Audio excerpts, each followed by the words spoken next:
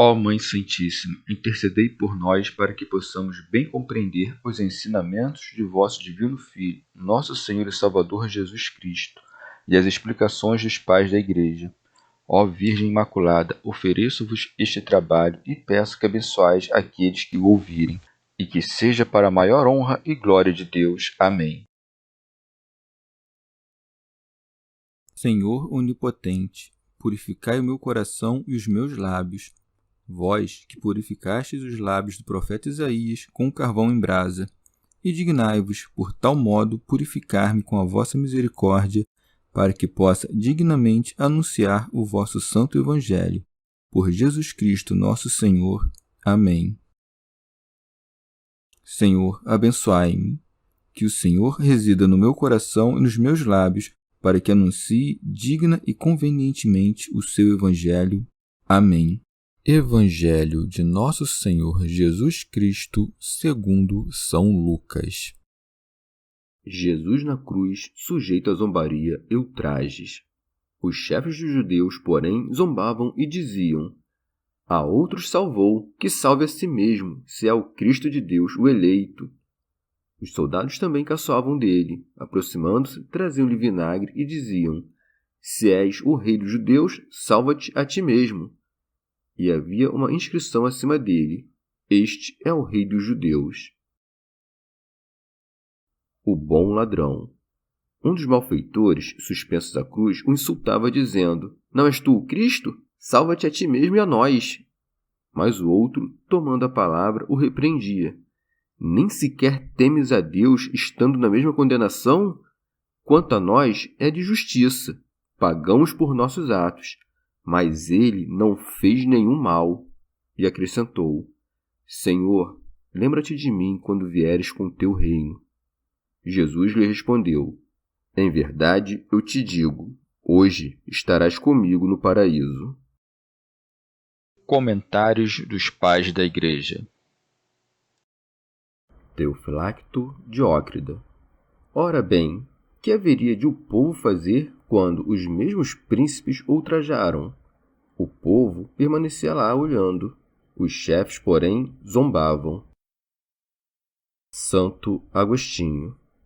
O evangelista escreve chefes sem acrescentar dos sacerdotes, porque queria significar todas as pessoas autorizadas da nação, sejam escribas, sejam os anciãos. São Beda.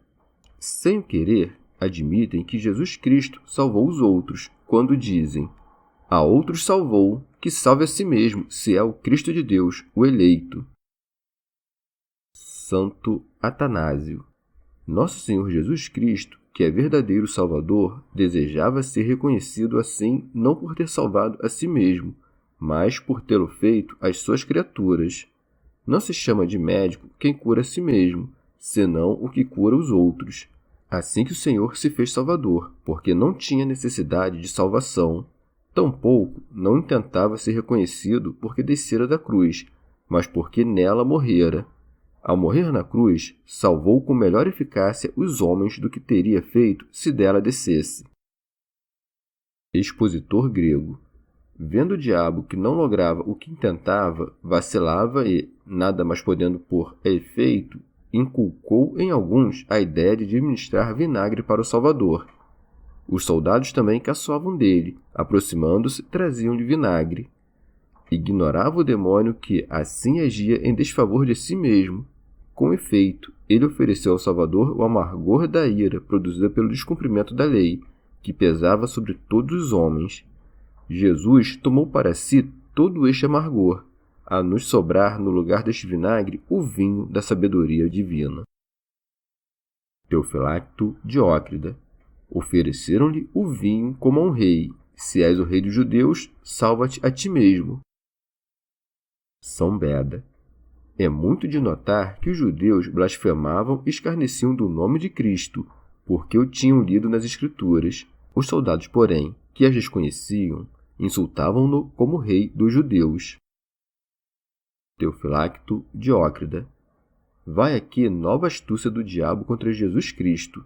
Publica a causa da morte do Salvador em 3 idiomas diferentes, a fim de que todos os passantes vejam que foi crucificado porque se dizia rei, e havia uma inscrição acima dele: Este é o Rei dos Judeus. O que em verdade significava que o povo mais poderoso, o romano, o mais sábio, o grego, e o mais religioso, o judeu, haveriam de submeter-se ao império de Cristo. Santo Ambrósio. É de razão que esta inscrição lhe foi posta sobre a cabeça, pois o reino de Jesus Cristo tem por princípio não a natureza humana, senão a força divina. E isto leio-o em São João: o Verbo era Deus, e em São Paulo: Deus é a cabeça de Cristo. São Cirilo. Contudo, um dos ladrões uniu-se aos judeus ao insultar a Cristo. Um dos malfeitores, suspensos à cruz, o insultava, dizendo: Não és tu o Cristo? Salva-te a ti mesmo e a nós. O outro, porém, o redarguiu.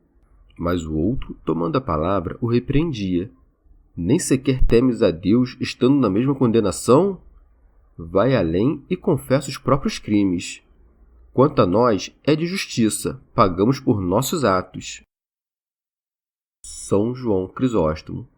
Assume aqui o réu a função de juiz, ele que, depois de ser torturado e confessar os crimes ante o tribunal de Pilatos, entra a reconhecer a verdade mesma. Ora bem, uma coisa é o julgamento humano, que não alcança o íntimo. Outra, porém, é o de Deus, que penetra até o fundo das consciências. Ademais, na justiça humana, a confissão segue-se a pena. Aqui, pelo contrário, o confessar é princípio de salvação. Ele, contudo, vai ainda mais longe ao confessar a mesma inocência de Jesus Cristo. Mas ele não fez nenhum mal, como se dissesse: Eis aqui nova espécie de injustiça, que condena a inocência juntamente com o crime. Nós outros tiramos a vida, ele ressuscita os mortos. Quanto a nós, tomamos os bens alheios, Jesus nos manda distribuir os nossos. Era assim que o bom ladrão ensinava os circunstantes, repreendendo seu companheiro de crime. Cuidando, porém, que a multidão lhe não ouvia, volta-se para aquele que conhece os segredos dos corações. E acrescentou: Senhor, lembra-te de mim quando vieres com teu reino. Vês um homem crucificado e chama-o Senhor. Tens sob os olhos um condenado e lhe proclamas a realeza. Estás coberto de crimes e pedes à fonte mesma da justiça que te perdoe as iniquidades. Como se dissesse: Testemunho-te os opróbrios, mas antevejo o teu reino. E tu, Senhor, apaga meus crimes públicos e aceita a sinceridade de minhas intenções. A iniquidade usurpa o discípulo da verdade. Acaso esta não haverá de transformar o discípulo da iniquidade? São Gregório Magno.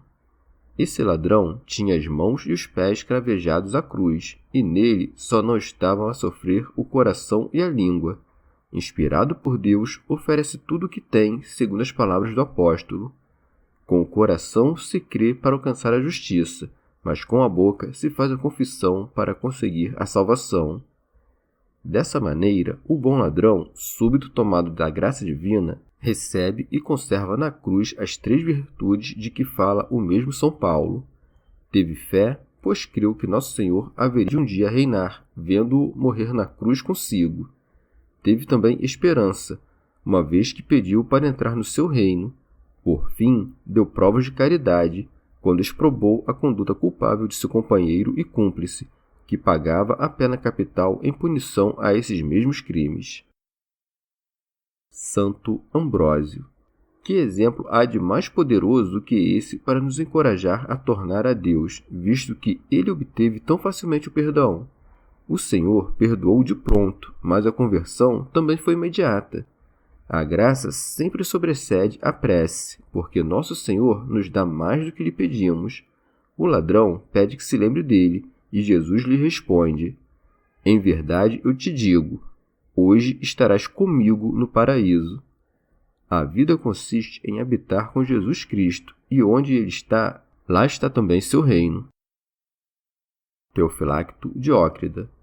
E do modo mesmo que o rei vitorioso retorna triunfante à pátria, trazendo consigo os mais suntuosos despojos, assim Nosso Senhor, tomando do diabo uma de suas presas, ou seja, este ladrão, o leva consigo para o paraíso. São João Crisóstomo. Era muito de ver-se esse espetáculo. Nosso Senhor entre dois ladrões, pesando com a balança da justiça, de um lado a fé, do outro a incredulidade. Se o diabo logrou expulsar Adão do paraíso, Nosso Senhor introduz no céu por primeiro um ladrão antes mesmo dos apóstolos. Uma simples palavra unida à fé tão somente bastou para lhe abrir as portas do paraíso, para que ninguém extraviado se desespere da salvação. É para notar a presteza com que se opera essa mudança. O bom ladrão passa da cruz aos céus, de infames suplícios ao paraíso. E isso para nos ensinar que aqui vai mais a misericórdia de Deus do que bons sentimentos do culpado. Mas se Deus desde já concede a recompensa celeste, a ressurreição não se torna ociosa? O Senhor introduz o bom ladrão no céu e abandona seu corpo na terra para ser decomposto, donde fica evidente que não há ressurreição dos corpos. Disto persuadem-se alguns. Acaso o corpo, que também tomou parte dos trabalhos da alma, ficaria sem recompensas? Escuta o que diz o apóstolo.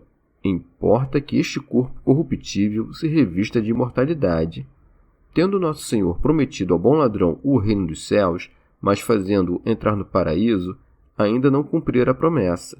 Responde-se que, com o nome de paraíso, o Salvador queria significar o reino dos céus, e para tanto serviu-se dessa expressão useira entre os judeus, porque se dirigia a alguém que jamais tinha ouvido tão sublimes ensinamentos. Outros há que leem alterando algum tanto. No lugar de, em verdade eu te digo, hoje estarás comigo no paraíso, leem, em verdade eu te digo, hoje estarás comigo no paraíso. Eis aqui uma explicação mais clara. Os médicos, quando já deparam com um doente incurável, dizem, já está morto. Assim, disse deste ladrão que entrou no paraíso, porque não se poderia mais crer que cairia no abismo da perdição. Teofilacto Diócrida. É mais certo dizer que o bom ladrão e os outros santos ainda não receberam tudo quanto foi prometido, pois que, segundo a doutrina de São Paulo na Epístola dos Hebreus, Deus não quis que recebessem, sem a nossa presença, a perfeição da felicidade. Contudo, é certo dizer que eles já estão no reino dos céus e no paraíso. São Gregório de Nissa. É preciso examinar ainda por que razão o bom ladrão foi julgado digno de entrar no paraíso se uma espada de fogo interdita a entrada dos santos. Observa-se, entretanto, que o texto sagrado diz que essa espada de fogo se movia sempre a afastar os indignos e deixar entrar livremente na vida os que eram dignos dela. São Gregório. Está dito que esta espada de fogo se movia constantemente, porque haveria de um dia desaparecer, quando lá chegasse quem haveria de abrir o caminho do paraíso com a chave da encarnação. Santo Ambrósio.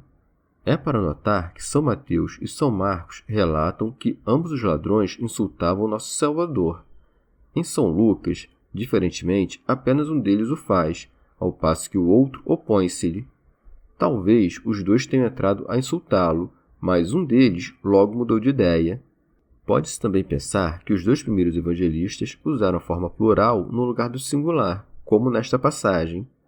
Foram cerrados os que andaram errantes, cobertos de peles de ovelha e de cabra, ao passo que só Elias cobria-se de pele de cabra e só o profeta Isaías tinha sido cerrado. Simbolicamente, estes dois ladrões representam os dois povos pecadores que deveriam ser crucificados no batismo com Jesus Cristo, e suas condutas tão diferentes figuram o proceder diverso destes dois que abraçaram a fé. São Beda.